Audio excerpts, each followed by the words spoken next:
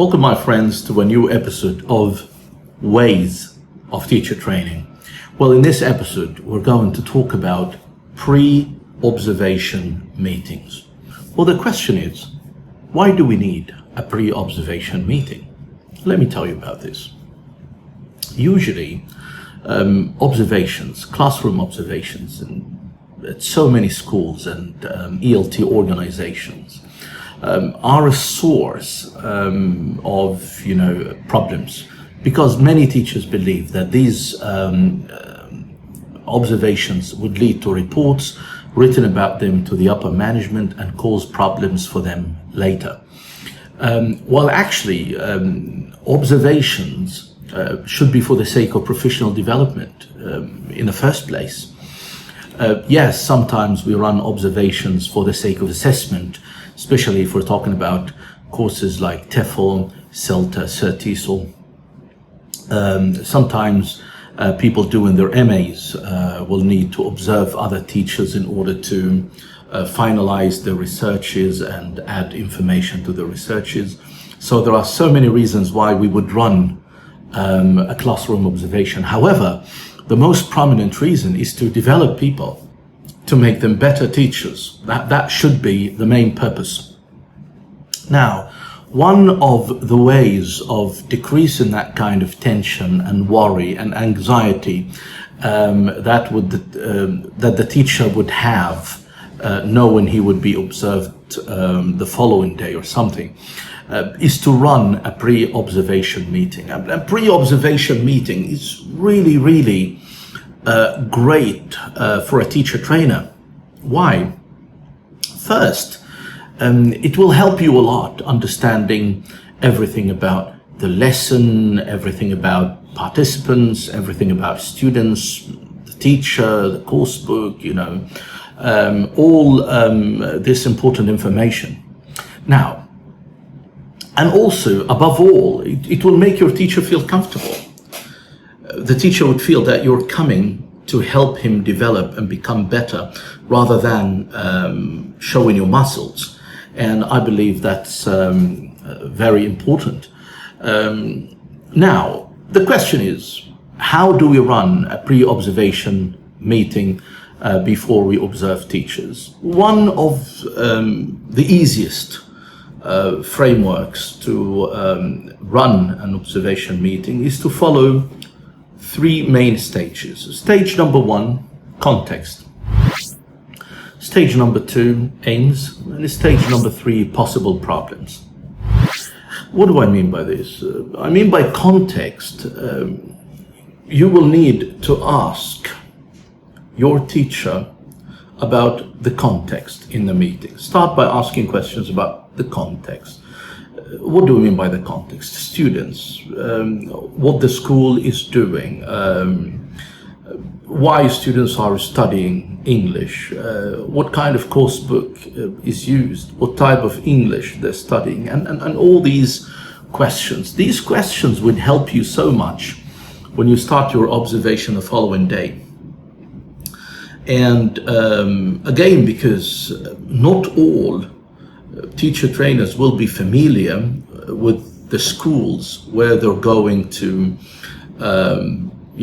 advise teachers or check on teachers. Sometimes you're invited by school manager to go and start a classroom observation system, so that you see the teachers and how and whether they're following the school system or not, and all that stuff. And as a teacher trainer who is not part of this ELT organization, then you would lack a lot of information.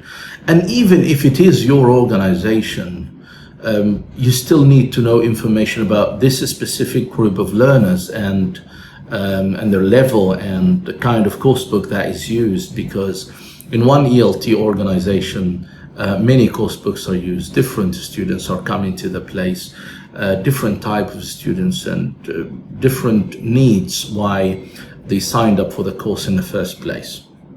Now let's see how I ran the context part in a pre-observation meeting with one of the lovely teachers and and ACTs at British Training Centre. So let's have a look at this with Sami. Let's go. Welcome, Sami. Hello. Hi. How are you? Fine. I'm fine. What about you? I'm fine. Thank you for asking. Okay, good. You know that I'll be observing your lesson tomorrow. Yeah, I know. Right. I guess, what time does it start exactly? I believe it's at 2. Oh, okay, wonderful. Mhm. Can you tell me a bit about your group of students? Okay, so their level is elementary. They're level 4, yes. They're a group of 4 teenagers, maybe, from 16 to maybe 18 years old. Wonderful, wonderful. Right. Mhm. When you say teens, we're talking about secondary school students, right? Yeah, yeah. Most of them, like the first year of the high school, yeah, and the first and second year, yes. Okay, interesting. And what about the course book that you're using with them? We're using a book called Prepare, and we are studying maybe book 2, A2. Ah, okay, wonderful. A2, so that's a low level, right? Wonderful. And how do you feel generally about this class? Actually, they are improving.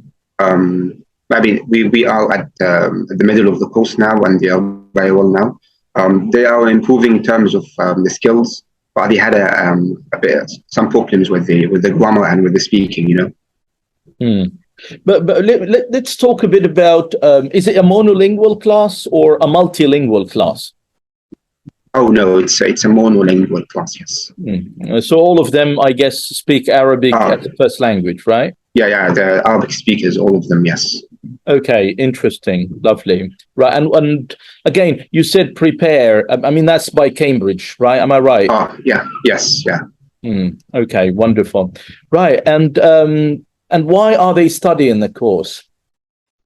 Okay, some of them, they are studying the course for the case of the high school, like they need it they need some grammar, and they need to improve in terms of grammar. So they need it for, that they still have a month and they will start the school again. So they need more focus on the grammar, and some of them just needed to improve the skills. They want to be good at language, basically, or generally language. They want more focus on listening, maybe speaking and reading and writing, but some of them just focusing on the grammar parts. Okay, yeah, I got that, right. Now, as you saw, my friends, this is how I ran the part about context in my pre-observation meeting with Sami. Now, the following step is to ask Sami about the lesson aims. It's very important to ask him about this. Why? Is because as a trainer, how would you observe a lesson you have no idea about its aims? All lessons start with a leading, so a leading would not be enough at the very beginning of your observation to discover what type of lesson it is. Also, a reading can be used for so many different purposes, for example. So if leading is followed by a reading task, we don't know why this reading task is there. Is it there because it's a reading lesson? Or is it there because it's a language lesson and this is text-based presentation? Or is it there as a form of preparation for a speaking task? You don't know. So it's very important to ask about the aims so that when you observe a lesson from the very beginning, you are on the right track as a trainer and you know what to write and you know whether this stage is effective or not. Let's see how I ran this part with Sami. Let's go. And what about tomorrow's lesson aims? What are the aims? Okay, my main aim is grammar. Like I'm teaching present simple and present continuous.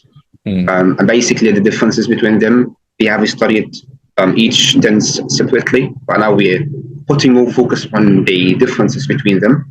And my sub aim is reading. Okay, so reading is a sub aim.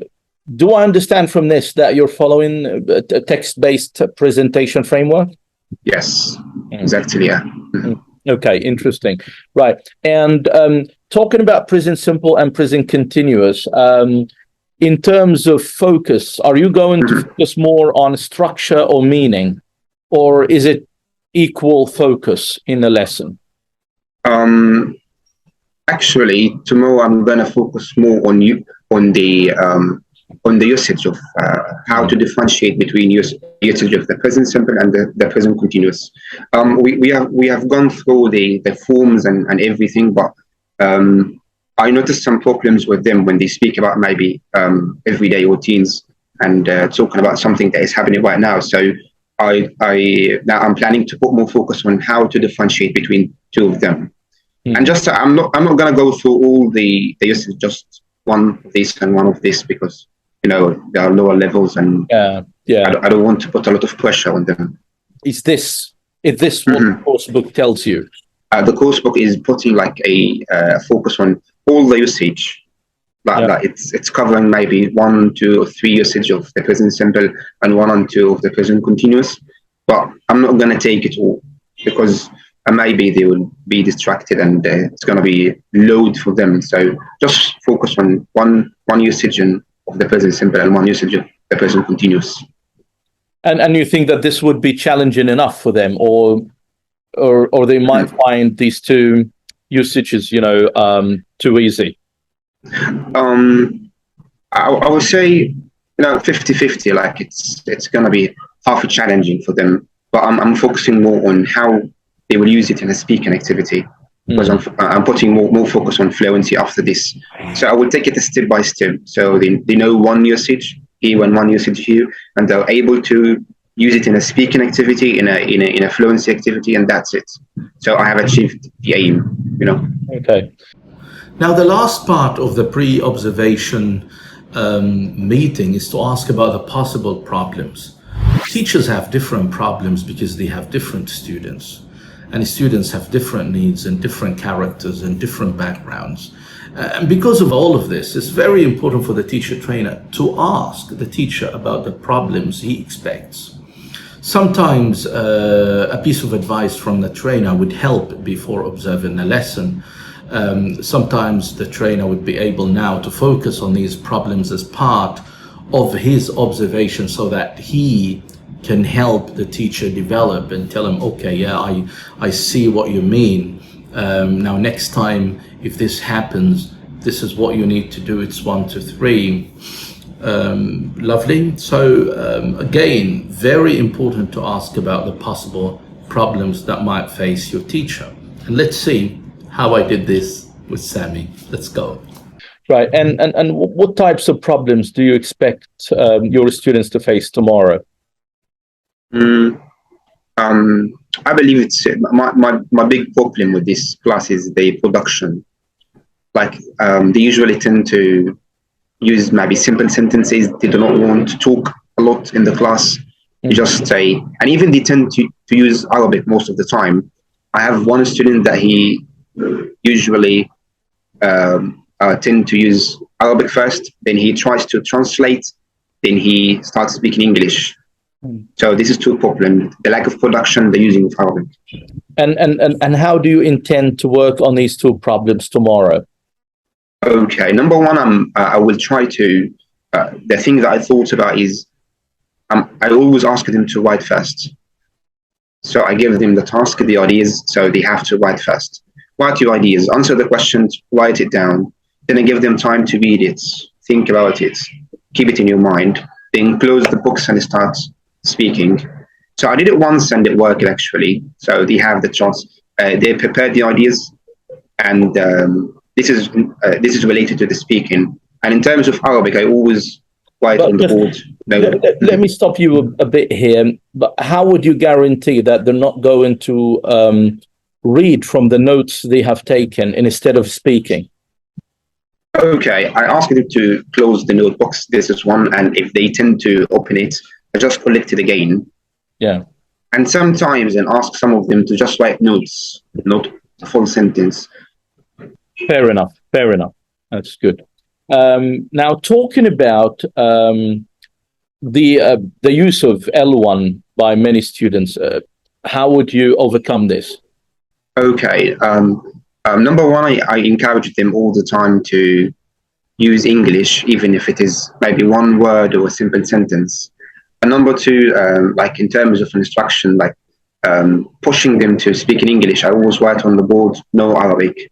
And when they start with a talking in Arabic, I just point to the board, no Arabic. Try to use maybe, even if it is a mistake, I will correct you.